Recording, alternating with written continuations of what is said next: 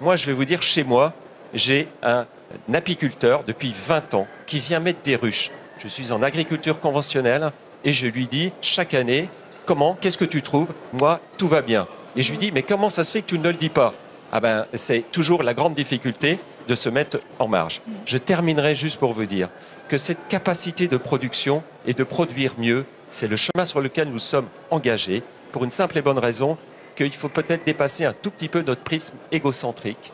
Parce que, vous savez, il ne faut pas oublier qu'il y a 800 millions de gens qui sont mal nourris.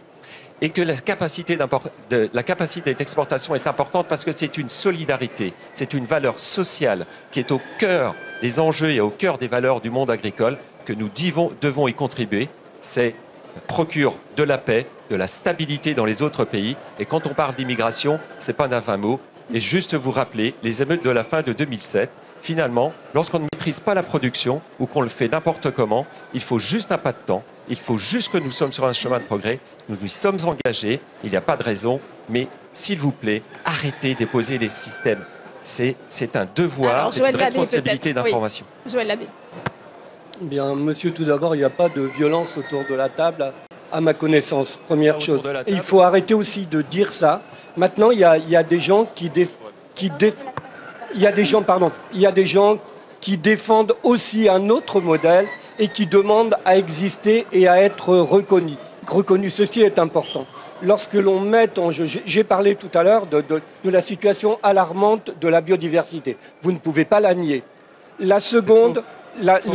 C'est faux. Arrêtez de dire des choses qui ne sont pas vraies, que vous ne pouvez pas prouver. C'est faux.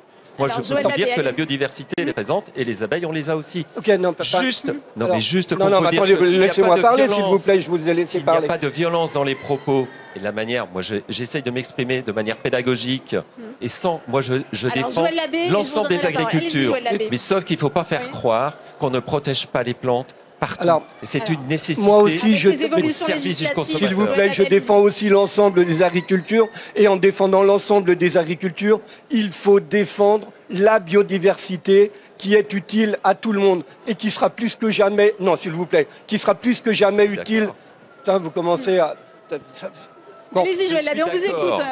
Avec cette suffisance... Vous pouvez poser tranquillement votre micro pour écouter... Alors, il y a la question de la biodiversité, il y a la question de la santé. Il y a un certain nombre de cancers qui sont avérés maintenant, dont les causes sont les pesticides, les maladies neurodégénératives, notamment le Parkinson, qui est reconnu maladie professionnelle dans le monde agricole. Cela, on ne peut pas le nier. Alors, vous défendez, alors qu'on soit un pays exportateur, soit qu'on ait pour ambition d'aller nourrir la planète, ça faisait un petit moment que je n'avais pas entendu dire ça. À l'inverse, notre système appauvrit la planète. Avec les importations de soja d'Amérique du Sud, 1 million d'hectares de sacrifiés chaque année en Amérique du Sud au détriment de l'agriculture vivrière sud-américaine. Parlons aussi des exportations de volailles vers l'Afrique de l'Ouest, notamment le Burkina Faso, qui annihilent complètement leur possibilité de développement de leurs propres élevages. Simplement, je tiens à le dire, pensons d'abord à la souveraineté française et européenne et aidons chaque continent à avancer vers sa propre souveraineté. L'avenir est là, monsieur. Alors peut-être pour que les esprits se calment un tout petit peu, on va retrouver Tam Tran Nguyen et je vous redonnerai la parole ensuite Philippe de Bièvre. Je me suis permis de mettre un petit peu d'animation, mais avec beaucoup de respect, monsieur Labbé, parce que je respecte l'ensemble des acteurs du territoire. Sauf que j'ai dit qu'il fallait juste sortir de cette violence et que moi, je veux qu'on change un petit peu de paradigme et que à la place de parler d'agribashing, on va parler un peu d'agri-loving. Et pour cela, nous, on s'engage. Oui, agri-loving, je vois que ça vous surprend, mais n'empêche que c'est le terme qui aujourd'hui a été utilisé au cours du salon.